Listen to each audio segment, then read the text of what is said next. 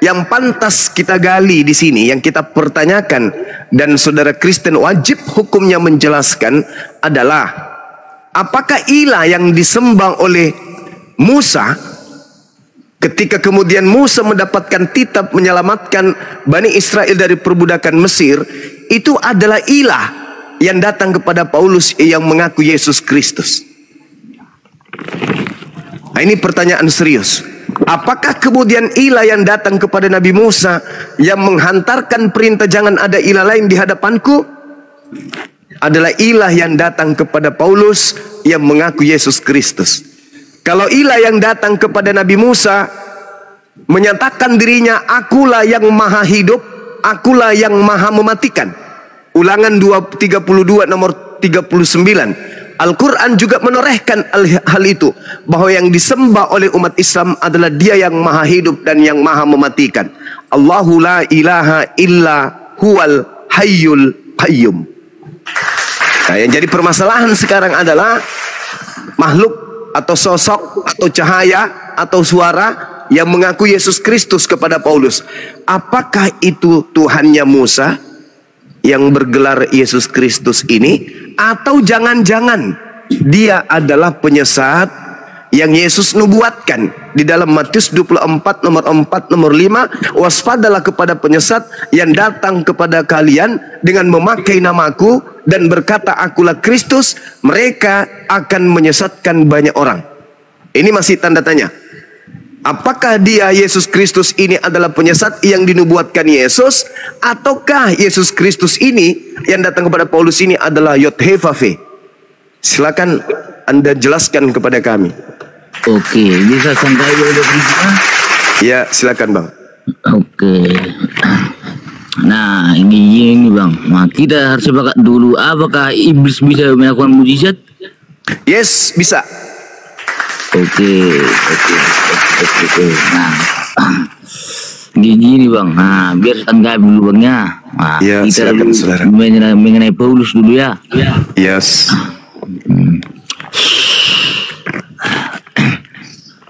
Nah, gini Bang. Nah, di dalam Kisah Para Rasul 19 ayat 11 lah, gini Bang ya. Nah, ini oleh Paulus Elohim mengadakan mujizat yang luar biasa. Ah, ini Bang, kesesuai itu ya Bang ya. Ah, ayat 12 Bang. Nah, bahkan orang membawa sapu tangan atau kain yang dipakai oleh Paulus dan meletakkan orang-orang sakit, maka dan meletakkannya orang yang sakit, maka lenyaplah penyakit mereka dan keluarlah roh-roh jahat. Nah, roh jahat Bang ya.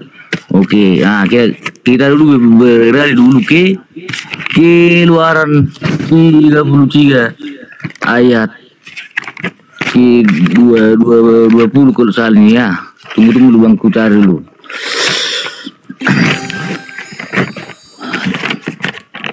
Nah, gini Bang. Ah, biar dapat sampai Nabi Musa nanti ya. Ah, gini Bang.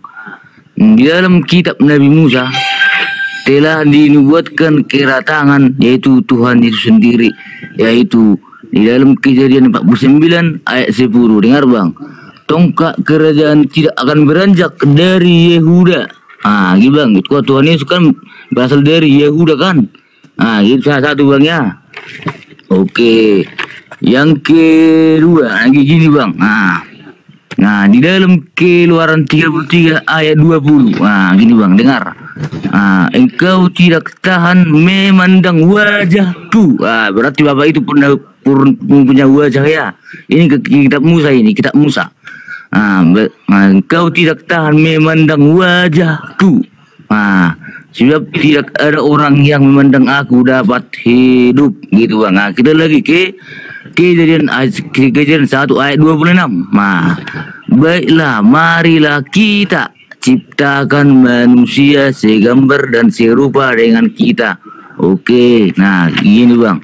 Ini di dalam Kejadian 6 ayat 3, berfirmanlah Elohim. Nah, ini rohku. Kersebaya Bang ya, rohku ya. Rohku tidak akan selama-lamanya tinggal di dalam manusia, karena manusia itu adalah daging, tetapi umurnya 120 tahun saja. Nah gitu Bang. kita bisa dapat simpulkan bahwa sesembahan Nabi Musa itu adalah punya wajah.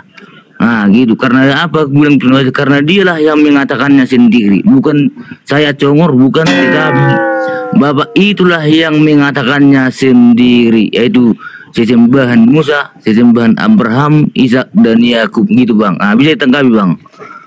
Oke, baik. Jadi ketika dikatakan bahwa Tuhan itu punya wajah, wajah yang dimaksud di sini laisa kamitslihi syai', tidak serupa dengan makhluk. Wajah, kebesaran, kekuasaan, kemahasucian dan seterusnya. Wajah di situ artinya hakikat. Tidak ada yang sanggup kemudian memandang hakikat Tuhan itu. Dalam arti kata wujudnya, keberadaannya. Semua orang akan mati. Nah, kemudian Islam pun mengakui Allah punya wajah. Tapi bukan berarti wajah yang digambarkan ini seperti wajah makhluk. Wajah di sini terkait dengan kebesarannya, kemuliaannya. Kemudian ketika saudara bercerita tentang kitabnya Yahudi, menceritakan tentang bagaimana Tuhan menyatakan diri, Islam mengakui itu. Kami umat Islam beriman. Tapi yang jadi permasalahan, hakikat yang menyatakan diri kepada Nabi Ibrahim, Ishak, Ismail, Yakub, Musa, Daud, Salomo, Isa, itu tidak bisa digambarkan dengan gambar makhluk. Dan itu tidak bisa kemudian dikatakan bahwa Tuhan itu datang menjadi makhluk. Intinya itu di situ. Sedangkan yang kita bahas ini adalah yang datang kepada Paulus ini. Kalau di Islam kan jelas seirama dengan Yesaya 5:16. Pencipta langit dan bumi itu maha besar, maha tinggi, maha suci, maha adil, maha agung. Itu sama subhanahu wa ta'ala. Tuhan menyatakan diri kepada Bani Israel, saya ini adalah pencipta alam semesta, saya adalah Tuhan alam semesta, tiada Tuhan selain aku, tidak ada Tuhan di luar aku, tidak ada Tuhan di samping aku. Yesaya 45 nomor 6. Umat Islam beriman kepada Rabbus samawati wal ard, Tuhan pencipta langit dan bumi, kepada Tuhan alam semesta yang datang menyatakan diri kepada para nabi-nabi. Islam beriman kepada kaidah itu. Sekarang yang jadi masalah, ketika Tuhan menyatakan diri, jangan ada ilah lain. Ilah yang datang kepada Bani Israel adalah ilah bagi kota Mekah, ilah bagi Indonesia, ilah bagi Jepang, ilah bagi Amerika, ilah bagi seluruhnya. Maka yang datang kemudian kepada Paulus ini yang harus kita konsentrasi untuk membahasnya, karena ternyata dia juga ilah. Dia juga ilah bagi orang Kristen. Sedangkan ilah yang datang kepada Nabi Musa berbeda dengan ilah ini. Ilah yang datang kepada Yesus, memberitakan wahyu kepada Yesus, menyampaikan firman kepada Yesus, sekumpulan firman dan wahyu yang Yesus terima dari ilah tersebut menghantarkan Yesus harus diimani sebagai rasul. Murid-muridnya beriman sebagai rasul. Yohanes 17 nomor 8, sahabat-sahabat Yesus, murid-murid Yesus beriman Yesus itu rasul. Bahkan Yohanes 5 nomor 36, Yesus beriman kepada dirinya sendiri bahwa dirinya adalah rasul utusan Allah. Selesai perkara itu, selesai perkara itu. Islam dan Yesus beserta pengikutnya Bani Israel selesai dalam perkara ini. Muncul kelompok di Antioquia yang kemudian dikatakan Kristus atau Kristen, disebut Kristen. Sedangkan kalau kita melihat dalam data terkait dengan yang Anda maksud mujizat-mujizat, saya katakan Yesus justru memberikan sinyal penyesat itu mampu bermukjizat. Matius 24 nomor 24. Sebab Yesus palsu, atau Kristus palsu, atau Mesias palsu dan nabi-nabi palsu akan mengadakan banyak mukjizat, sekiranya mungkin menyesatkan orang pilihan juga. Jelas itu pengakuan Yesus. Nah, sekarang jangankan Paulus itu bermukjizat, bahkan Paulus bagi penganut pagan, Paulus itu dilantiknya menjadi Tuhan, dilantiknya menjadi dewa, dianggapnya dia itu dewa. Coba Anda baca di Kisah Para Rasul 14 nomor 12. Barnabas mereka sebut Zeus dan Paulus mereka sebut Hermes. Artinya, bagi penganut ajaran pagan, Paulus itu adalah setara dengan dewa.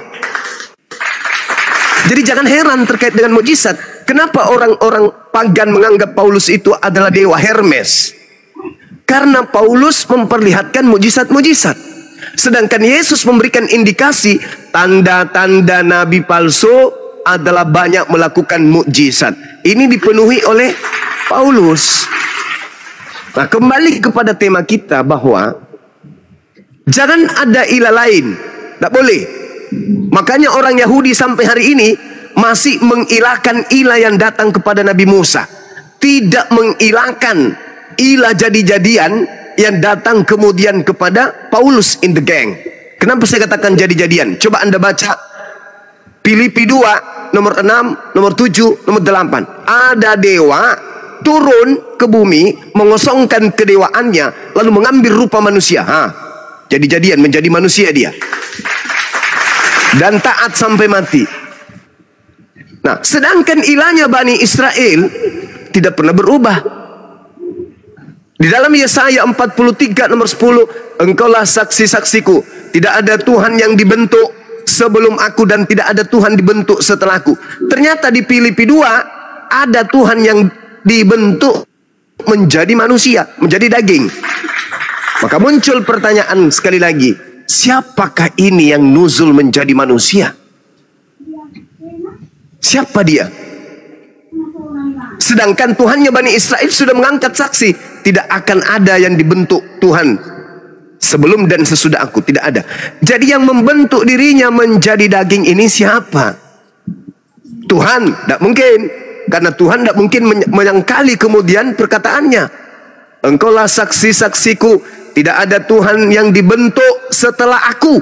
Yesaya 43 nomor 10. Jadi yang dibentuk dalam bentukan daging ini siapa? Ini pertanyaan.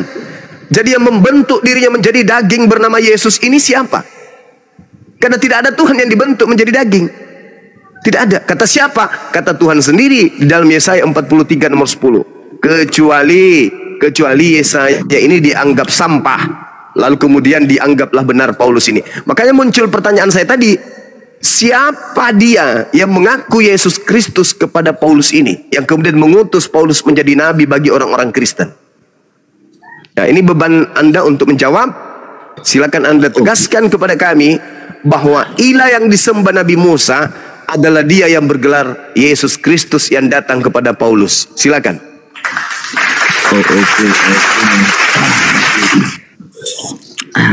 Bisa tanggapi Bang ya. Nah, gini Bang, saya jawab di sini Bang. Di dalam Ibrani 1 ayat 3 Bang ya, Ibrani. Ini.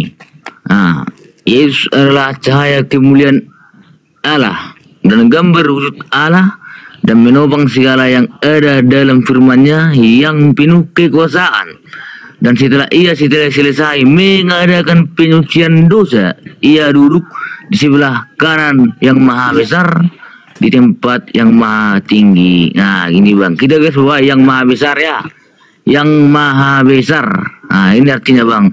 Yang maha besar, El Shaddai, Elohim, Eloah. Nah, itu artinya Bang ya. Oke, nah. Kita baca lagi di dalam Kejadian ayat 49 ya, biar nggak salah paham Bang ya. Ini kedatangan Tuhan Yesus telah dinubuatkan di sini ya, di dalam kitab Nabi ya. Ini tongkat kerjaan tidak akan berandak dari Yehuda. Kita beralih ke Matius 28 ayat 18. Kepadaku telah diberikan kuasa di bumi dan di sorga. Nah, gitu Bang. Kita berbukti Bang. Bagaimana mungkin Bang, Sang Firman yang hidup itu sendiri sang yang firman yang hidup itu sendiri tidak bersatu sama bapaknya, kan gitu. Nah, kenapa? Nah, saya bilang gini bang, bagaimana mungkin Paulus melakukan mukjizat dari yang tidak punya kuasa, contohnya dari iblis. Bagaimana mungkin iblis melakukan hal yang baik, menyembuhkan orang? Nah, sifat iblis itulah mencelakakan orang, menyesatkan orang. Itulah ciri-ciri dari iblis. Bagaimana mungkin iblis bermukjizat menyembuhkan orang? Nah, itu salah satu bang ya, garis bawahi, menyembuhkan orang. Nah, sifat dari namanya juga iblis bang. Iblis itu menyesatkan, kan gitu. Nah, menyelakai. Nah, itu namanya iblis. Nah, garis bawahi bang. Nah, kita harus beralih lagi ke nah, ke Yohanes 3 ayat 13 ini. Nah, ini kata Yesus ini. Tidak ada seorang pun yang telah naik ke surga selain daripada dia yang telah turun dari surga. Guys, bang, turun dari surga ya. Turun dari surga, yaitu anak manusia. Nah, gitu bang. Nah, gitu bang. Nah, kita harus garis turun dari surga ya, bukan dari bumi ke surga, bukan. Turun dari surga. Nah, gitu aslinya bang. Nah, di kita berarti lagi ke nah ke Yesaya 7 ayat 14. Nah, ini bang. Nah, gini. Sebab Elohim sendirilah yang akan memberikan kepadamu suatu pertanda. Sesungguhnya seorang perempuan muda akan mengandung dan akan melahirkan seorang laki-laki, dan ia menamakan dia Elohim menyertai kita. Nah, gini bang. Nah, kita lagi ke ulangan 9. 9. Bang El Sadai, pelan Bang El Sadai. Bentar ya Bang El Sadai ya. Saya sapa dulu ini Alogo. Selamat siang, Bro. Alogo. Oi. Ya, selamat siang. Oke, Bro Alogo, ada yang mau ditanggapi barangkali sebelum nanti ke Gurunda Zuma. Silakan. Dilanjut aja dulu, itu kan Bang Elsa itu lagi menanggapi. Dilanjut aja dulu Bang, nanti kalau kira-kira ada yang mau saya tanggapin boleh saya nanti interupsi. Silakan. Oke, siap. Thank you. Oke, Alogo, terima kasih sudah kondusif ya. Silakan El Sadai, udah kelar narasinya, Bro? Oke, satu lagi bang ya. Oh, silakan teman-teman sambil di tap pilah lanjut. Dengar nih bang ya, ini telah dilanjutkan bahwa Tuhan Yesus itu akan disiksa tentara-tentara di sini. Nah, dengar nih bang.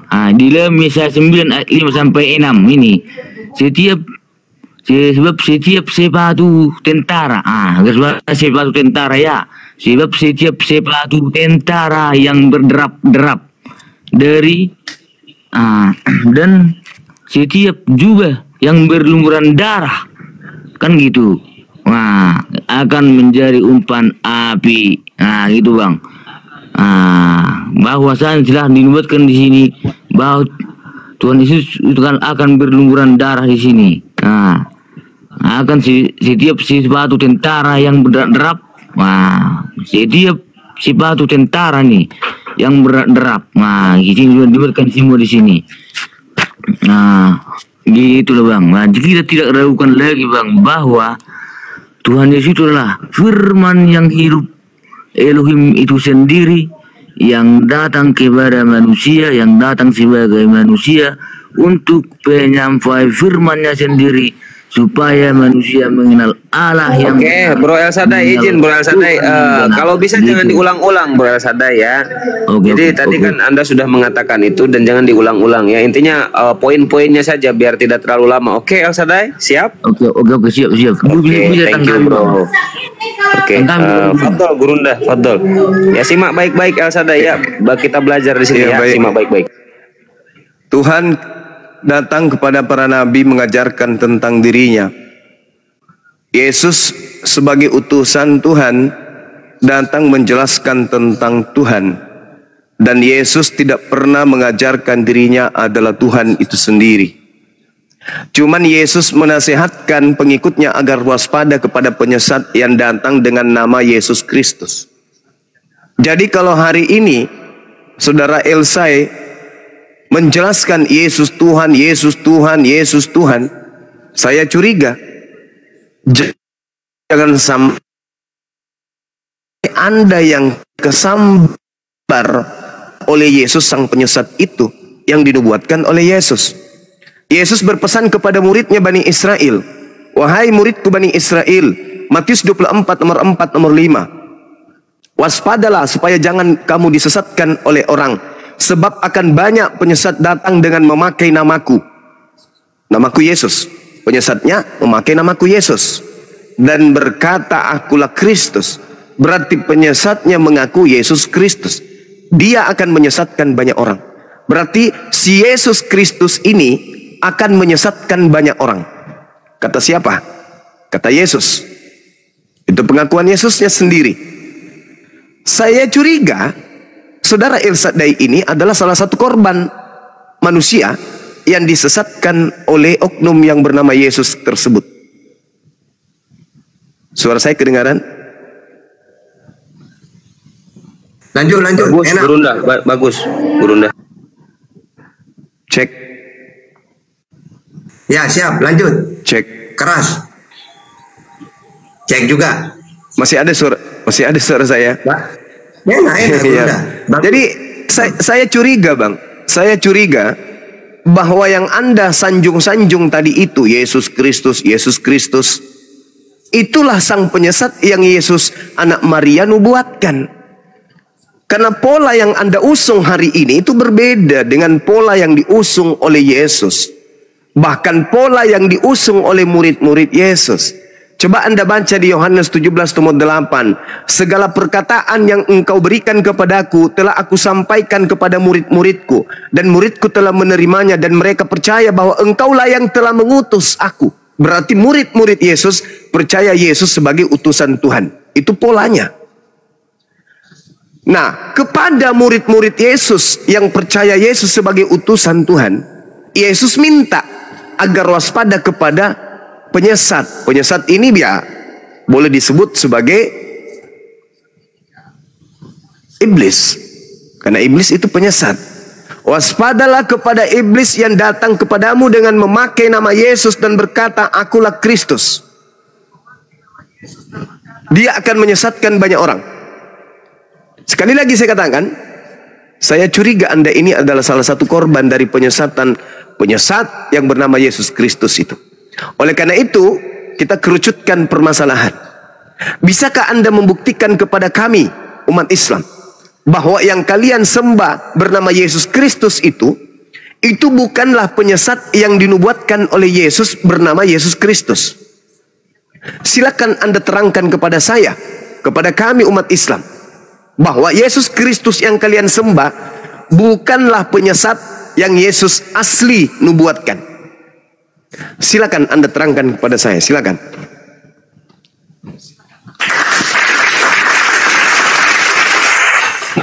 Oke, nah gini Bang, di dalam Yohanes 4 ayat 24, nah ini kata Yesus ini ya, Allah itu roh. Nah, dengar Bang ya, Allah itu roh, dan barang siapa menyembah Dia harus menyembahnya dalam roh dan kebenaran. Nah ini Bang, nah kita lagi Bang, kita kaji dulu Bang di dalam Kejadian 6 ayat 3 tadi. Nah gini Bang, ini kata bapak sendiri nih, kata bapak sendiri, dengar, rohku tidak akan selama-lamanya tinggal di dalam manusia, karena manusia itu adalah daging, tetapi umurnya 120 tahun saja.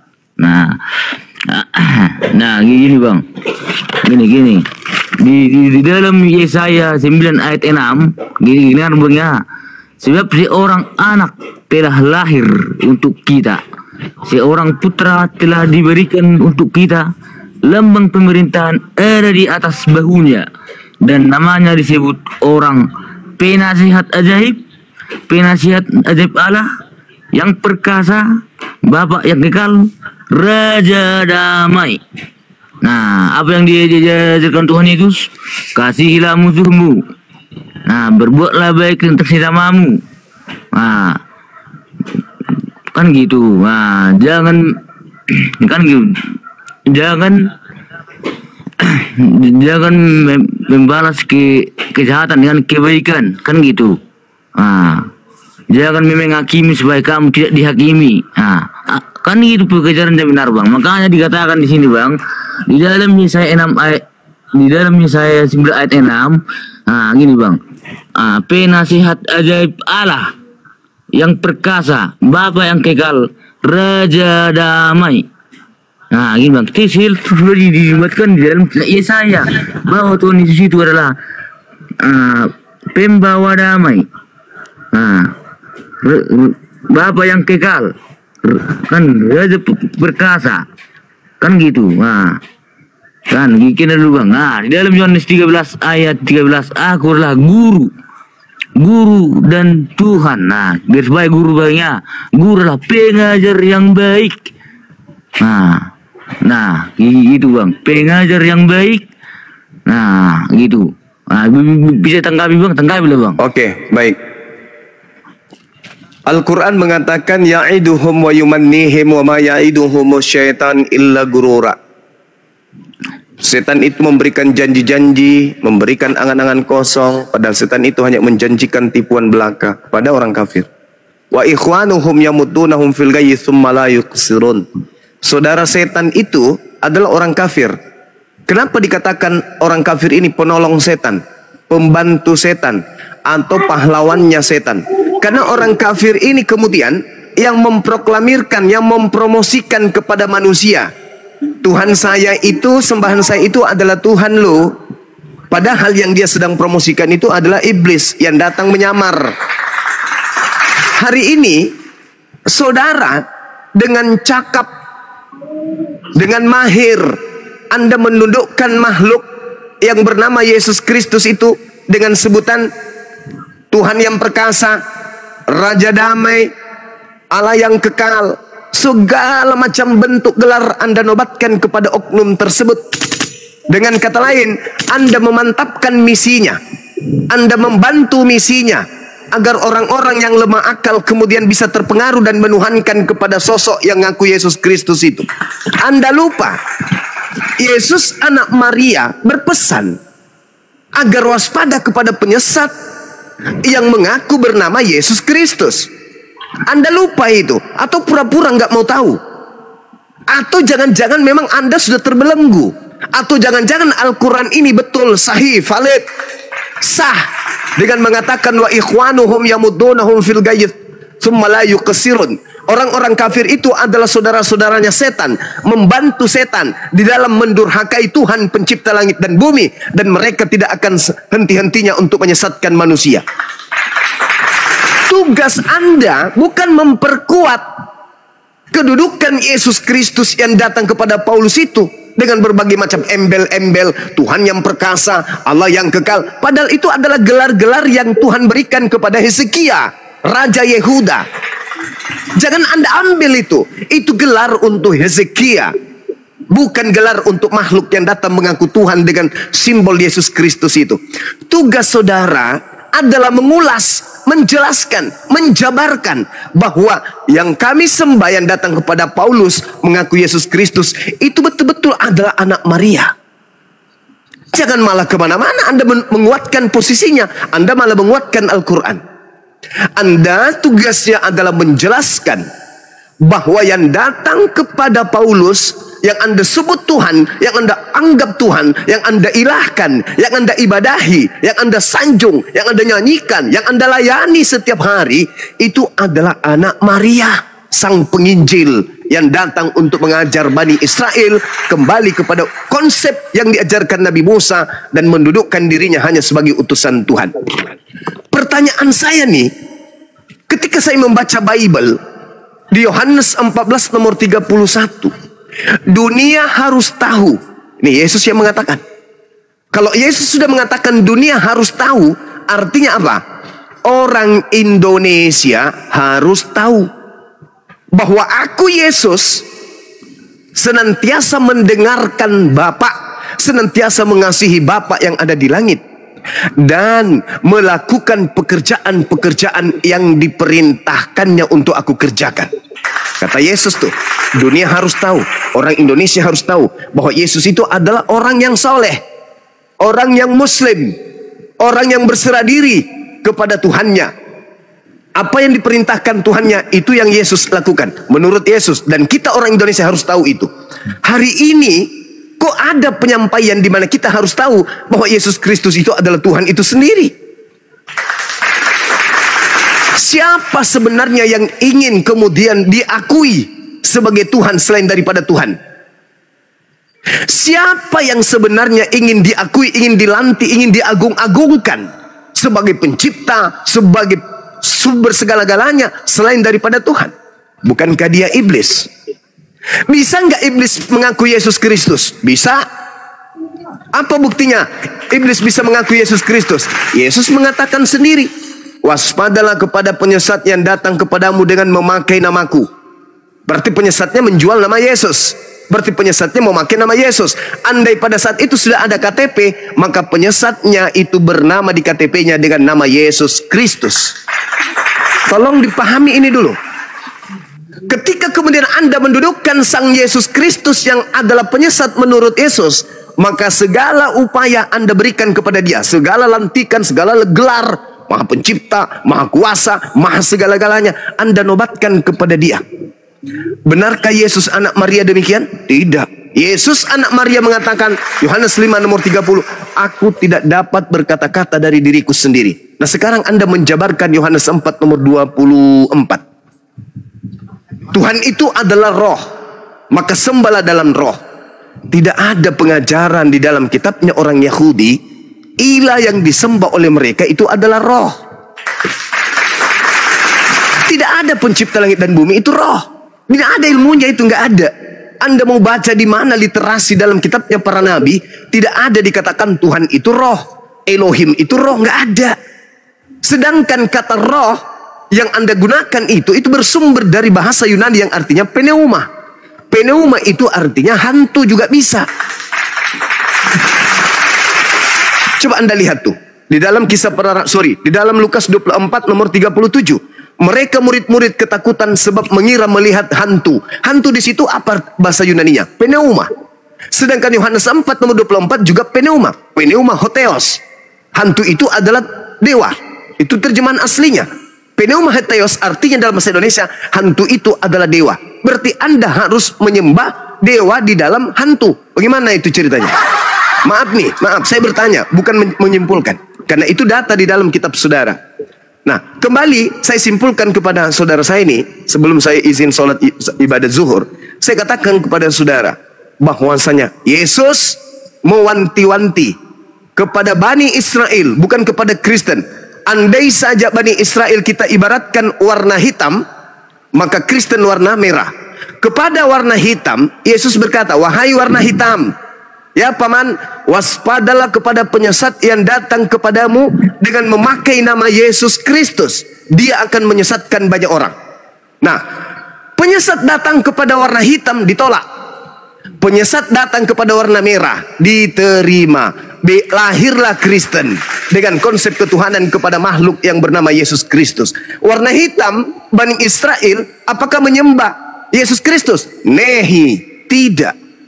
Warna merah yang adalah Kristen apakah menyembah kepada sosok yang ngaku Yesus Kristus? Yes.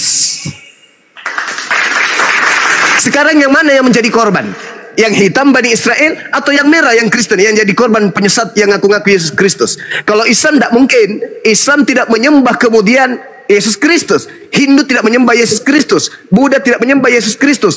Hanya yang warna merah inilah, si Kristen inilah yang kemudian mengilahkan kepada sosok yang mengaku Yesus Kristus. Dan Kristen ini 2 miliar kan? Maka apa yang dinubuatkan Yesus, dia akan menyesatkan banyak orang, tergenapi. Orang Yahudi yang warna hitam tidak percaya kepada sosok yang datang. Akulah Yesus yang kau aniaya. Akulah Alfa dan Omega, akulah bintang timur, sang gilang gemilang. Orang Yahudi tidak percaya. Orang Romawi percaya. Maka orang-orang yang percaya ini kemudian pertama kali disebut Kristen di Antioquia, pengikut Paulus in the gang. Sekarang Anda renungkan. Sekarang Anda renungkan. Percayakah Anda bahwa Yesus berpesan kepada Bani Israel agar menjauhi penyesat-penyesat yang mengaku Yesus Kristus? Sebab kata Yesus, tanda kedatanganku adalah seperti kilat menyambar dari timur sampai ke barat. Tanda kedatanganku adalah aku akan berdiri di langit di awan-awan, dan seluruh manusia di atas muka bumi akan melihat aku. Tanda itu belum ada. Tanda itu belum terjadi. Berarti tanda yang dialami Paulus, tanda yang dialami penulis kitab Wahyu, tanda yang dialami Ananias, itu bukan tanda kedatangan Yesus, tetapi tanda kedatangan titik-titik, tanda tanya besar. Tanda tanya besar ini titiknya sebesar lapangan bola. Silakan Anda jawab. Buktikan kepada kami, ini pertanyaan. Tanda-tanda kedatangan Yesus adalah di Matius 24 nomor 30, seluruh umat manusia di atas muka bumi ini akan melihatnya. Itu tanda kedatangannya. Berarti selain tanda itu bukan Yesus, tetapi sang penyesat. Dan itulah yang datang kepada Paulus. Demikian kawan. Ini pertanyaan, silakan Anda jawab.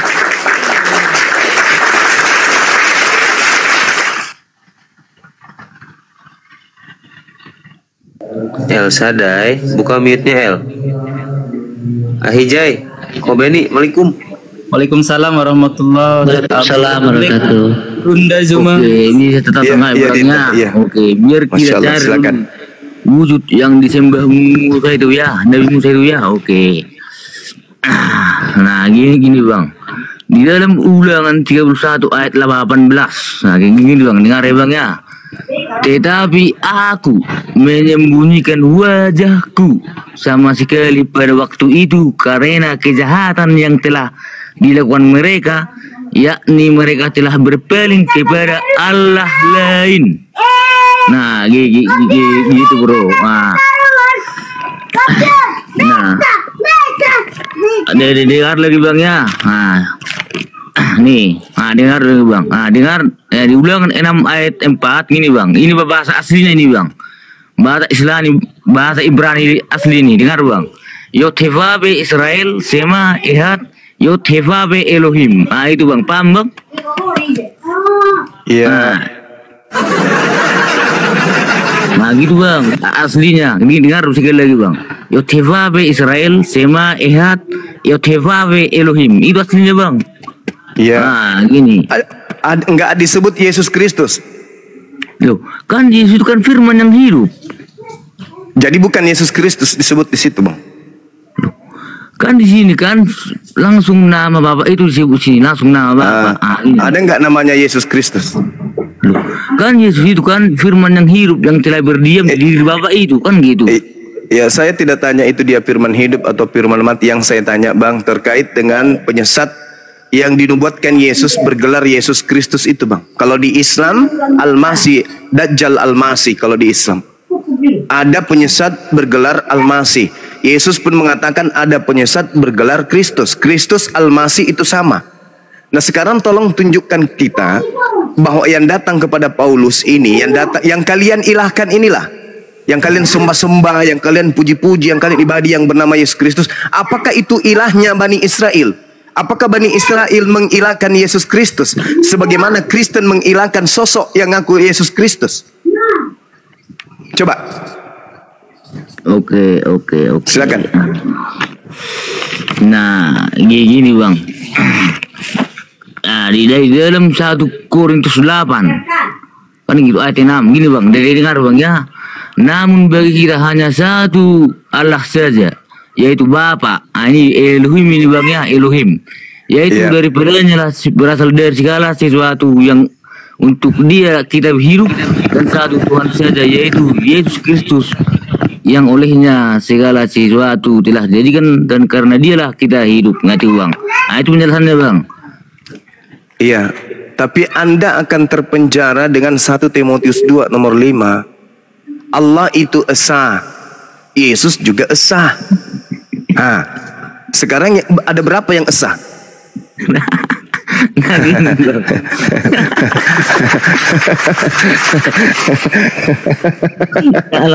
Alamak. Gini bang, saya pikir bang, udah tinggi akhirnya bang Jumaidi. Gue pikir begitu bang, tetapi melenceng bang dari yang mengharapkan. Tunggu dah, ada tahu bang, itu dulu bang, ya turun dulu bangnya.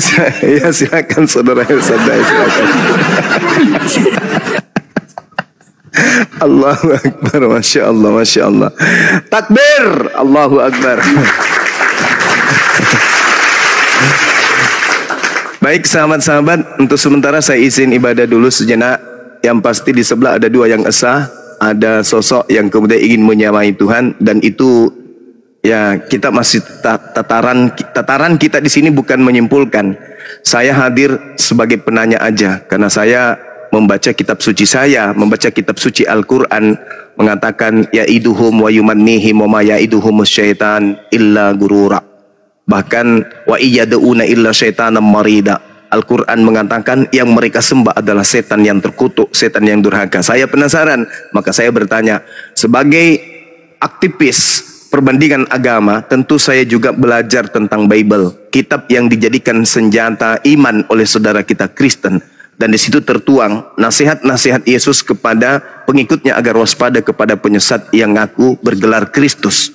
Penyesatnya bergelar Kristus menurut Yesus anak Maria. Saya cari, saya temukan data-data ini. Salah satunya yang tadi, 1 Timotius 2 nomor 5 ini, yang mengatakan Allah itu esa, maka esa pula Yesus. Berarti di situ ada dua yang esa. Yang mana yang betul ini? Anak Maria tidak mungkin esa. Hanya ada satu kandidat, dan itu tugas saudara Kristen kita untuk menjelaskan. Ewan pila ya sambil ditep-tep oten bersaira kagak berani naik. Bang Sabda, selamat siang bro. Assalamualaikum. Sabda ini Islam ini. Oh Islam, oh iya. Waalaikumsalam. Waalaikumsalam Warahmatullahi. Bang, izin itu untuk akunnya Syair Berdarah, kalau bisa diundang bang, karena dia banyak bahan itu untuk menjatuhkan Islam, dan dia hafal banyak hadis itu saya lihat tadi pagi. Itu iya. Bang masukan saya. Kalau kaidahnya gini, saudara, bagaimana reformasi ini bisa ada? Tentu saat dimana Orde Baru sudah tak sanggup lagi kemudian untuk menopang kehidupan kita sebagai anak bangsa, berbangsa dan bernegara, kan gitu. Sehingga dengan adanya reformasi membuktikan bahwa cakupan ketatanegaraan kita itu membutuhkan adanya perbaikan menuju kepada kesempurnaan. Nah, ketika berbicara mengenai agama, Yahudi, Nasrani, di tengah-tengah antara Yahudi dan Nasrani muncul Kristen. Kemudian setelah Kristen ada Islam. Polanya, orang-orang yang percaya kepada agama sebelum Islam harus menjabarkan kebenaran bahwa Islam belum layak, Islam tidak layak hadir di atas muka bumi ini, dikarenakan agama sebelum Islam itu sudah sempurna untuk dijadikan sebagai kendaraan untuk meniti kehidupan berikutnya. Jadi beban harus di mereka menerangkan ke kita agamanya itu sudah benar, Islam tidak dibutuhkan lagi, dengan memberikan kemudian kisi-kisi referensi penjelasan tentang agama mereka betul-betul otentik berdasarkan akal dan pewahyuan. Jangan mereka yang menjelaskan Islam sebelum mereka membuktikan bahwa agama mereka itu layak untuk dijadikan sebagai jalan keselamatan. Itu dulu. Kalau kemudian agama mereka ternyata betul-betul bisa dijadikan sebagai standar untuk mendudukkan pola hidup kita dalam rutinitas ibadah kepada pencipta, maka Islam tutup. Nggak dibutuhkan Islam ternyata. Disebabkan karena agama sebelum Islam itu sudah sempurna untuk dijadikan sebagai jalan menuju kepada pencipta. Nah, ini bebannya mereka yang harus membuktikan. Mereka harus membuktikan, jangan ke Islam. Karena Islam itu datang belakangan, maka mereka harus menjelaskan kepada kita bahwa agama Islam itu tidak perlu ada, yang ada itu Kristen. Karena Kristen itu alasannya ada gini dan begono. Mereka harus menjelaskan. Jangan menjelaskan Islam sementara agama mereka keteteran. Jangan, jelaskan dulu agama sebagaimana mereka. Coba Anda lihat bagaimana mereka mengatakan bahwa perjanjian baru Bani Israel dengan pencipta langit dan bumi itu mereka skakmat. Mereka tutup. Mereka tutup itu dengan mengatakan itu sudah tak berlaku, itu sudah dibatalkan. Maka dia disebut lagi perjanjian baru, lama. Nah, mereka kemudian memakumati, mereka mengultimatum bahwa firman Tuhan yang datang kepada Nabi Musa itu adalah perjanjian lama. Yang ada adalah perjanjian baru, yaitu kitabnya mereka orang Kristen. Seperti itu adanya. Jadi mereka mematikan. Nah, begitu juga ketika Islam datang, maka mereka harus membuktikan bahwa Islam itu tidak layak. Mereka harus tetap membuktikan bahwa Kristen itulah yang layak. Sebagaimana orang Yahudi tidak masuk Kristen, karena orang Yahudi menetapkan kemudian bahwasanya agama mereka adalah agama yang paling benar, makanya mereka nggak masuk Kristen. Maka Kristen juga harus begitu. Agama mereka adalah yang paling benar, tidak layak menjadi Islam. Nah, apa kebenaran Kristen? Itulah yang kita bahas.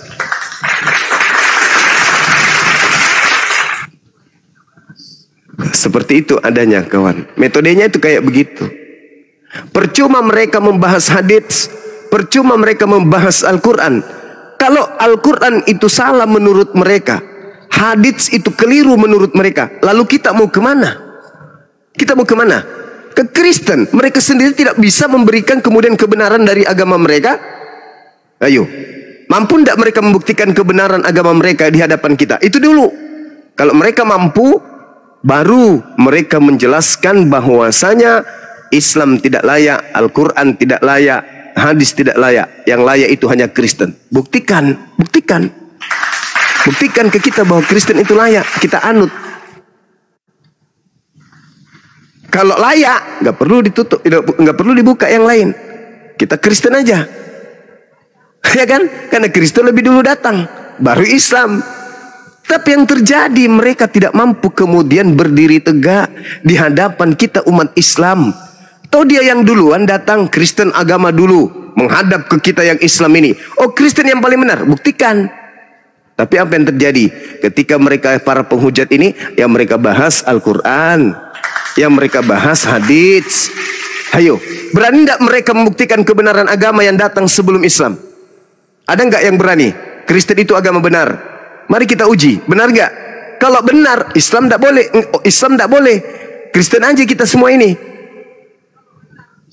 Itu faktanya. Tidak mungkin reformasi dulu, baru orde baru. Nggak mungkin. Orde baru dulu, baru reformasi. Setelah kita nyatakan orde baru itu sudah tak layak kemudian untuk dijadikan panduan hidup, baru ada reformasi.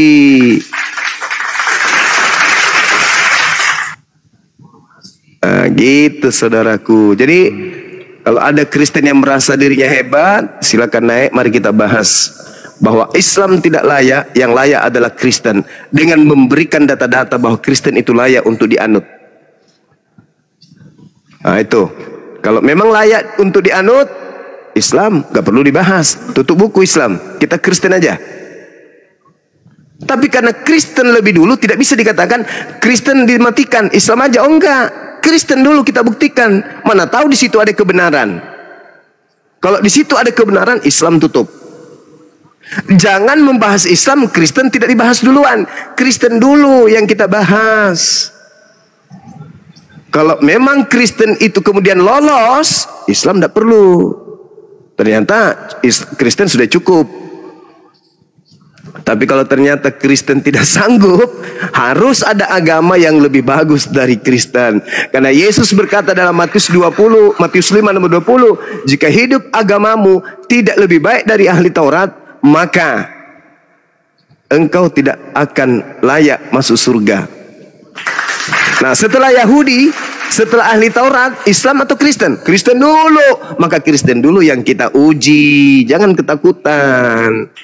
Polanya begitu. Masa bahas Islam sementara agama mereka kita tidak tahu benar atau tidak? Agamanya dulu yang kita bahas. Hadis itu mah kecil, Al-Quran itu mah kecil. Yang kita bahas dulu ini agama mereka dulu ini. Bagaimana Kristen itu?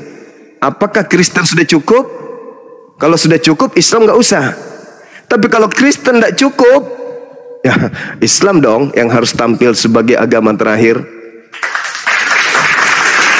Masa bahas Islam Kristen kita nggak tahu seperti apa Kristen ini? Bahas Kristen dulu dong. Sama Gurunda, ya. Ya silakan Bang. Silakan. Sebetulnya, ya Allah Subhanahu Wa Taala menghendaki semua manusia tentu selamat dari penghukuman api neraka. Namun, seringkali kita berpikir bahwa iblis sebelum dia jatuh dalam dosa, maka dia sama levelnya dengan malaikat-malaikat yang lain. Tetapi manakala dia berbuat dosa, maka predikat iblis itu melekat kepada dirinya. Tetapi menjadi pertanyaan, selama ini yang kita pahami bahwa iblis dia bisa sesat, selama ini ya kita pahami karena ulahnya sendiri. Tetapi dalam Al-Quran justru sebaliknya, karena dalam Al-Hijr 39 ya di sini berkata, Al-Hijr 39, ia dalam tanda kurung iblis berkata, Tuhanku, oleh karena engkau telah memutuskan bahwa aku sesat, aku pasti akan jadikan dalam tanda kurung kejahatan terasa indah bagi mereka di bumi, dan aku akan menyesatkan mereka semuanya. Ya, silakan Saudara Juma untuk menjelaskan dalil ini dalam Al-Hijr 39. Oke, baik. Baik. Bismillahirrahmanirrahim. Ketika kemudian di dalam Al-Quran surah Al-Hijr ayat 39, Qala Rabbi bima aqwaitani la uzayyinanna lahum fil ard wa la ughwiyannahum ajma'in. Iblis berkata, Tuhanku, oleh karena engkau telah memutuskan bahwa aku sesat. Nah, di situ Anda menuduh seakan-akan Allah yang menyesatkan iblis. Nah, inilah bahayanya kalau umat terjemahan. Tidak pernah Allah itu mensesat-sesatkan iblis sebelumnya. Iblis itu adalah hamba Allah yang taat. Wa iz qala rabbuka lil malaikati inni ja'ilun fil ardi khalifah.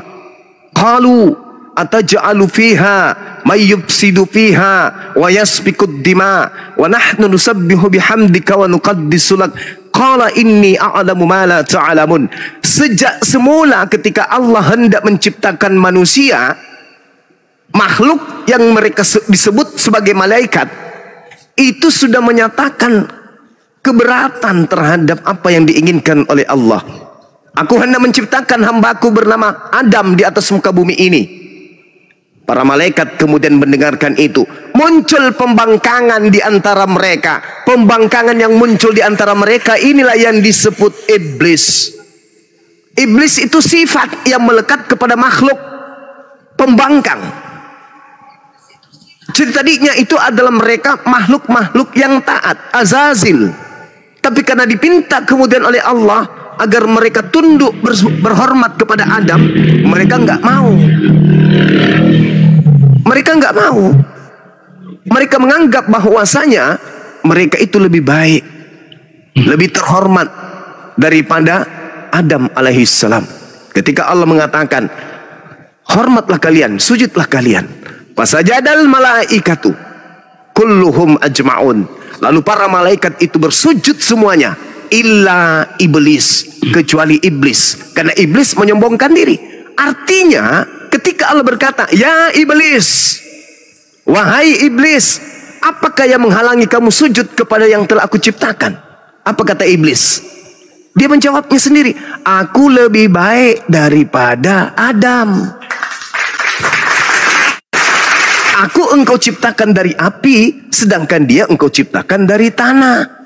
Jadi yang sesat di sini siapa? Ya iblis. Kenapa dia dikatakan sesat? Karena dia yang tidak mau sujud menghormat kepada perintah Tuhan.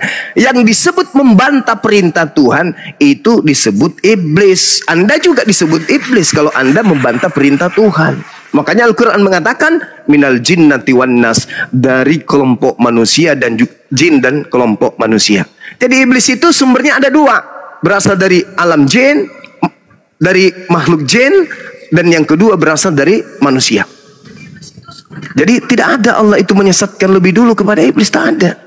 Makanya di Islam itu diterangkan kawan, di dalam Al-Quranul Karim dijelaskan bahwa Allah subhanahu wa ta'ala menyatakan dirinya kalau Allah itu mendatangkan segala kebenaran. Wa qulil haqqu mir rabbikum. Kebenaran itu semuanya datang dari Tuhanmu.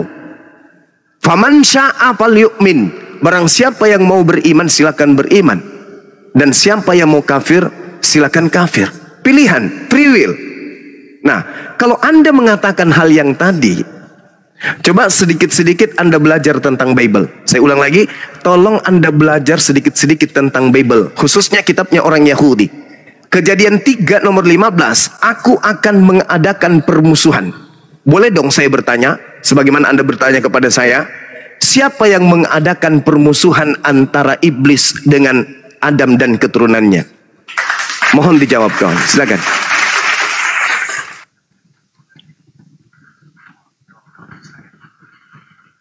Iya, sebelum saya menjawab pertanyaan dari Bang Suma, perlu saya mau katakan bahwa sungguh enak kedengaran apa yang disampaikan oleh Saudara Suma mengenai dalil yang saya pertanyakan tadi.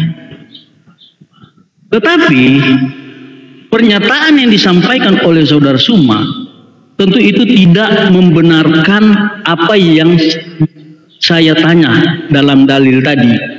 Dalam Quran Maryam 83, Saudara Suma, di situ dikatakan, tidakkah engkau melihat bahwa sesungguhnya kami telah mengutus setan-setan itu kepada orang-orang kafir untuk mendorong mereka berbuat maksiat dengan sungguh-sungguh. Kalau dalil pertama saya tanyakan kepada Saudara Suma, dengan begitu jelas dan begitu enak Saudara Suma ya menjawab, seakan-akan dalil yang saya pertanyakan itu ya sepertinya keliru untuk saya memahami. Tetapi dalam surah Maryam 83, bahkan ada banyak surah yang lain ya, itu menjelaskan bahwa ternyata dalam surat Maryam satu referensi dikatakan, tidakkah engkau melihat bahwa sesungguhnya kami telah mengutus setan-setan itu kepada orang-orang kafir untuk mendorong mereka berbuat maksiat dengan sungguh-sungguh. Pertanyaan saya, kata kami ini siapa? Karena di sini Allah lah yang menyampaikan. Nah, seperti pertanyaan Saudara Zuma mengatakan dalam kitab Kejadian pasal 3 ayat 15. Ya,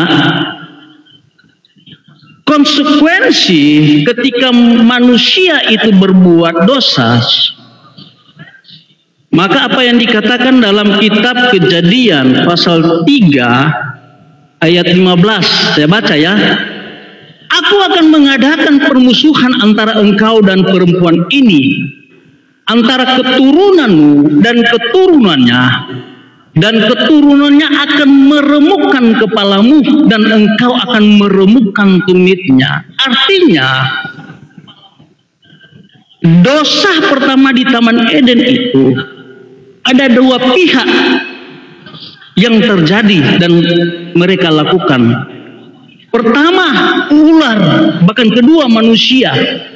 Dikatakan aku akan mengadakan permusuhan antara engkau dan perempuan ini. Kata engkau di sini itu berbicara iblis, dan perempuan ini berbicara keturunan manusia, dan itu merupakan satu nubuatan.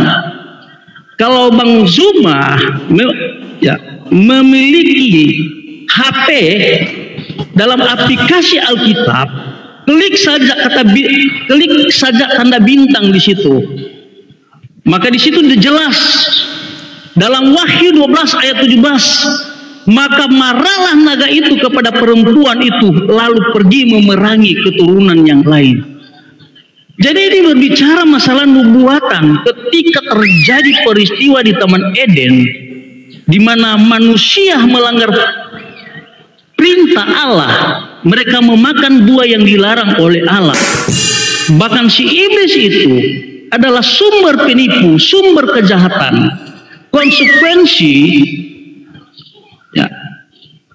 Konsekuensi dari apa yang mereka lakukan, maka mereka akan mengadakan permusuhan, di mana keturunannya akan meremukkan kepalamu, yaitu keturunan dari perempuan, yaitu Yesus akan meremukkan kepala dari si iblis. Dan si iblis ini akan meremukkan tumitnya.